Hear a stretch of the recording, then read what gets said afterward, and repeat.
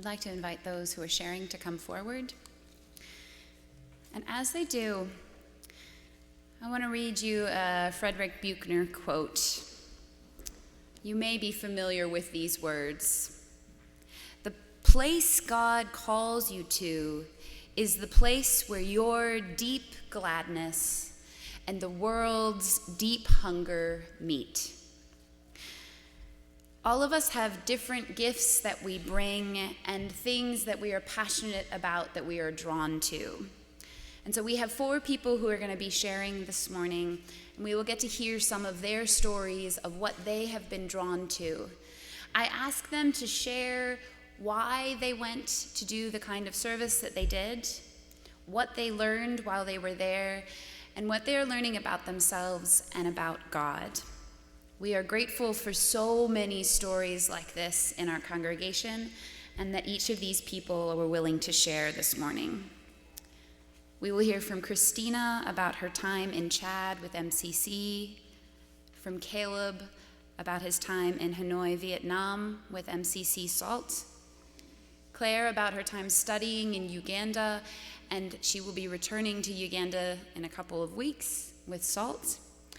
And also Miriam, she went to Tanzania and served with the City of Hope. In between these stories, we will be singing. So I invite Sam to explain to us how that's going to work. Good morning. Unlike the others sharing this morning, my time of service is upcoming as I anticipate a year with Mennonite Central Committee's Serving and Learning Together program. I'd like to share with you stories and lessons which have impacted me from my first time in Uganda. From January to May of 2018, I studied at Uganda Christian University in Mukono through the Uganda Studies program, where I participated in a global health emphasis. In these months, I kept coming back to Psalm 34, and I will be reading verses 1 to 3 and 8 to frame my sharing this morning. I will extol the Lord at all times. His praise will always be on my lips. I will glory in the Lord. Let the afflicted hear and rejoice. Glorify the Lord with me. Let us exalt his name together. Taste and see that the Lord is good. Blessed is the one who takes refuge in him.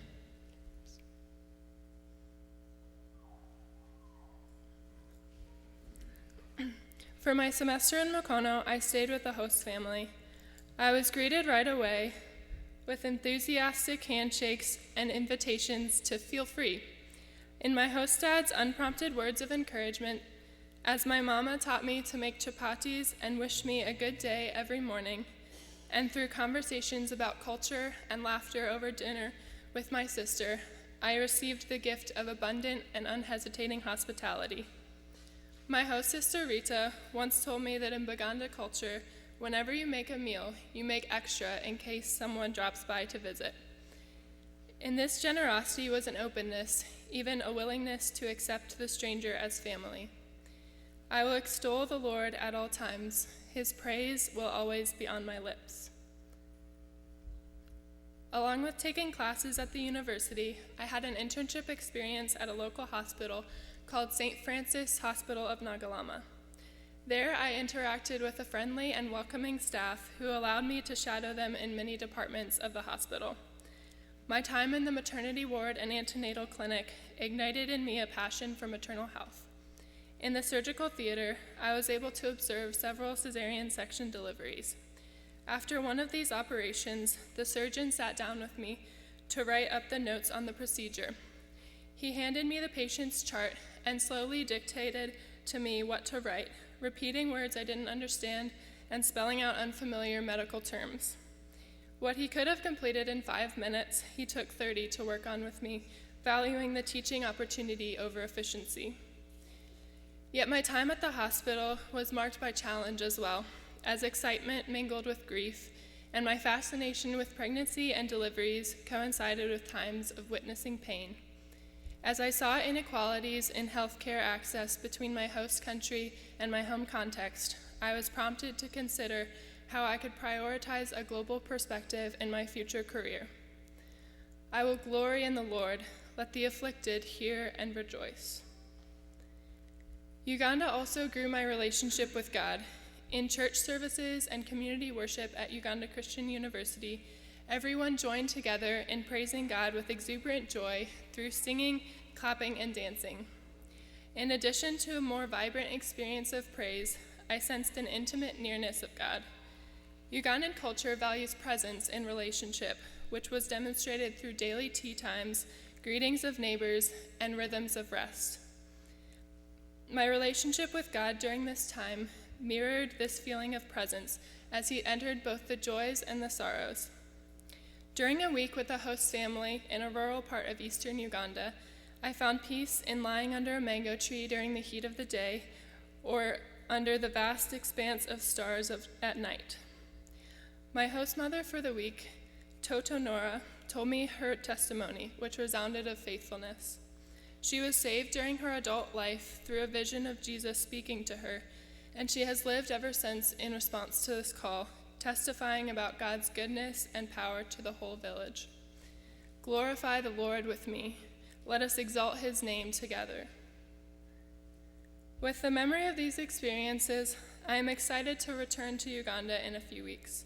From later this month until July of 2020, I will be participating in MCC's Serving and Learning Together program, living in Kamuli, Uganda with the host family. I will be working with a local organization called AIDS Education Group for Youth, which was started by Ugandan young people in 1993 to combat the spread of HIV in their community and support those affected by the disease. In my role as a health education promoter, I expect to talk with youth about hygiene and healthy practices. I look forward to forming relationships in this community and learning more about public health efforts in this part of the world. Taste and see that the Lord is good. Blessed is the one who takes refuge in him. Mukama yeba zibwe. Praise the Lord.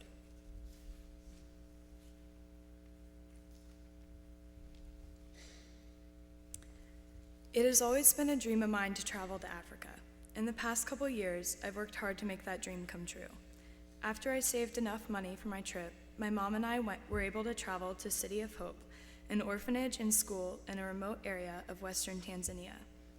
I found out about City of Hope while I was reading an EMU Crossroads magazine. The founder of City of Hope, John Chacha, and his wife Regina went to EMU. City of Hope focuses on providing safe and secure childcare and a quality education to children in the community, along with strong leadership training for the students. Many children in Tanzania are unable to attend school because they have to work or because of childhood marriage. If they are lucky enough to attend school, most schools are substandard and lack books, supplies, or teachers. City of Hope has more than 450 students in their Destiny Primary School and 130 students in their John Chacha Secondary School, and provides a safe space for 110 orphans or vulnerable children. When we arrived at City of Hope, we were greeted warmly, and all the kids sang for us. The next day, we were given out assignments. One of my jobs was to take pictures of all the kids so that City of Hope could have pictures for the sponsors of each child and update their identification. As you can see, the kids often love having their picture taken, and they would always smile, laugh, or strike a pose whenever I pulled out my camera. When I wasn't taking pictures, I was painting desks and chairs along with the other volunteers. I was able to bring a ukulele to leave at City of Hope. While I was there, I worked with a few kids to teach them how to play a few chords and a simple song. My mom was working at the City of Hope clinic that provides care for the children and the people in the village. She helped organize their medication, supplies, and clean. The most common disease treated there is malaria. Since the nearest hospital from the village is miles away, and most families have no form of transportation, the clinic is able to save many lives, even without running water or a reliable source of electricity. They have delivered over 400 babies all in the past year. They also commonly treat pneumonia, worms, HIV, and many waterborne diseases. There are many things I enjoyed about my experience at City of Hope. I had a wonderful time getting to know the kids, along with their bright personalities and many talents. Every day, we would take a few kids on a walk through the village. Kids we did not know from the village often followed us and joined us on our walks. They always wanted to hold our hands and practice their English by asking us questions and engaging in conversation. They also liked to teach us Swahili. While we were on our walks, I noticed that everyone was always outside their huts, visiting with each other and enjoying each other's company. They always smiled and waved as we passed by. I realized that community is very important to them and their culture. Another thing I enjoyed about the kids and their culture was the way that they constantly celebrated life. Every evening, the kids would gather to have a worship service, to sing and praise God together. The night that we arrived, the secondary school's band that had been away all day performing had a surprise performance for us at 11 o'clock p.m. to welcome us. Once a week, a dance party was held. The kids all loved to dance. They even rocked out to a remixed version of Jingle Bells. There seems to be no self-consciousness in their joy. Church services were very different from ours. Their pastors used a lot of repetition in their sermons. The music and praising was very loud, and the kids loved to dance along to the music. When it was time to pray, everyone prayed at once and out loud. One thing I found interesting about their faith is that even though many of the kids had traumatic experiences in their lives, they seemed to put full faith in God. And even though we have very easy lives in comparison, we sometimes have more trouble believing in and trusting God. I'm so grateful for my experience in Tanzania at City of Hope, and I can't wait to go again, and in the next couple years, hopefully. I've already started saving money, and I have a goal of going again in 2 years.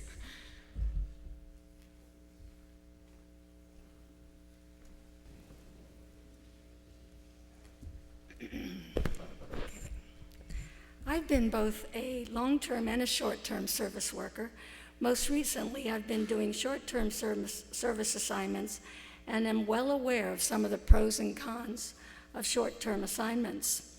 Short terms can be life-changing and even develop into longer terms of service, but we, myself included, need to guard against becoming vacationaries. I want to believe that there's a place for thoughtful short-term service workers. If nothing else, short terms can be a time of tearing down walls and building bridges. Earlier this year, my interest in Chad was piqued when I saw the opening to teach English on the MCC website. I trust MCC and what it represents: relief, development, and peace in the name of Christ. That mantra resonates with me. And I'm an adventurous sort of person, and I have a passion for promoting literacy to people of other cultures. I learned that the face of MCC is changing. Did you know the MCC rep for Nigeria is Nigerian, and the rep for Congo is Congolese, and the reps for South Africa are South African, the reps for Uganda are Kenyan, the reps for Sudan and South Sudan are from Uganda, and the reps for Zimbabwe are Nigerian. This is progress. MCC sets out to train people on the ground to replace North Americans, and that appears what is happening. Furthermore, MCC Chad is made up of 6 Africans, 2 Burundians, 3 Chadians, and 1 Nigerian IVEPer. And after I left, there were no North Americans with MCC Chad. I also learned how to say, "How are you?" and "I am fine" in many different ways in Ngambay, which says a lot about the culture. Greetings are important. Relationships are important. And I was fortunate enough to be able to make friends with people who are generous and kind and very wise. Chadians are happy just like you and me. But just like you and me, they have concerns, and they experience sadness and much grief. I met people who were worried about not being able to find a job, many people like that, and about not being able to provide for their families. And I talked to people who told me that they had missed the evening meal the night before yet again.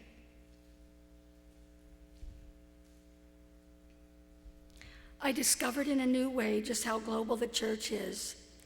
It was special to worship in several different churches during my time in Chad. This is a Catholic church, and I also worshiped in several Protestant churches like Assemblies of God, Baptist, but mostly evangelical churches of Chad. There are no Mennonite churches in Chad. My host asked me one day why I went to church if I didn't understand the language. I told him I enjoyed getting out and meeting new people and worshiping in different settings. I enjoyed the choirs, and I used the time for my own meditation. At one point in a church service, everyone bowed their heads at the same time and began speaking quietly. The lady next to me leaned over to tell me that this was a time of adoration. Whether or not they were speaking in tongues, I don't know, but I do know that people were praising God in their own way. Parkview has times of adoration, but mostly in the form of singing or antiphonal readings, so this was something new and different. I liked it. I experienced the power of prayer in new ways, and I relied on God and became more dependent on God in a way not possible here in the comfort of my Western lifestyle. I learned to trust in God more fully, and that made this short-term service assignment especially meaningful. My faith was strengthened.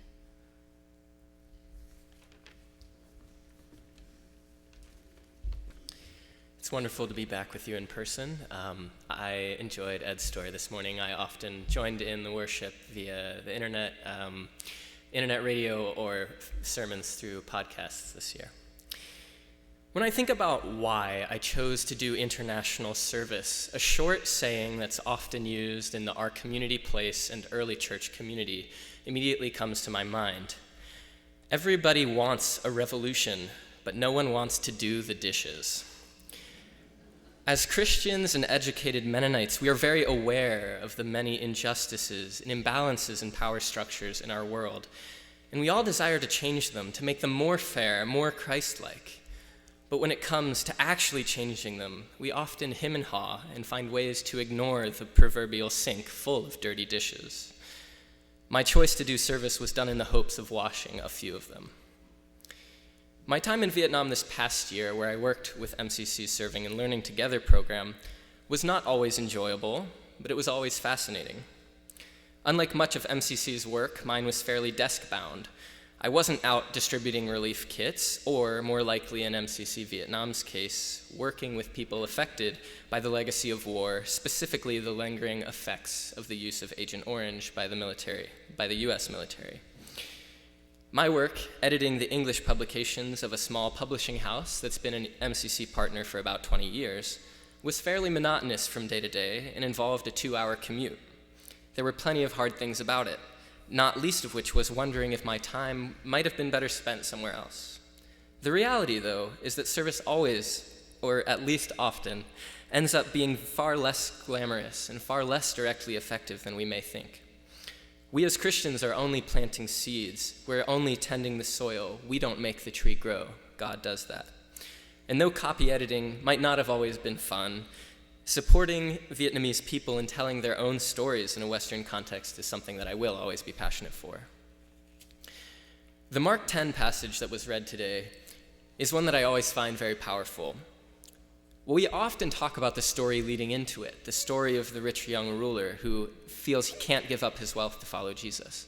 But I often feel we then undervalue the end of the passage, especially because we are North American holders of wealth. One of the truths Jesus is sharing here is that we don't actually know what's good for us. We think we have all the good things figured out. We think that our physical nuclear families are enough. We think our material wealth is enough. We think our homeland is enough. But in reality, it's giving up our previously valuable possessions. It's in giving them up that we are able to find new joys in life. Living overseas, one finds new families with surprising ease. In my case, after only a few months in Hanoi, I had a loving host family, 2 work communities at MCC and the publishing house, and a church community full of new brothers and sisters and uncles and aunts looking out for me. And while I still don't own any fields, neither here nor in Vietnam, it is true that a part of me will never really come back here. It's now tied to the fields, streets, and rivers of Vietnam. On that note, a few months ago, while I was applying for a job here in Harrisonburg, I was asked by my MCC country reps to return for a second year to work coordinating a book project sharing stories from the 65 years of MCC's work in Vietnam. I was faced with a choice: step back into my familiar life in Harrisonburg, back onto a traditional middle-class American life path featuring a salary and maybe a graduate degree, or step back into the unknown. I've chosen the unknown for one more year, and I look forward to rejoining the MCC team in Vietnam come this November. As you all go this week, and as you go this year, I encourage you to try and break out of your regular patterns. If you're willing to leave your routines and your comforts, even when it seems hard, you will receive more blessings than you could have imagined. Be willing to say, "Here I am, Lord." Be willing to do the dishes. Amen.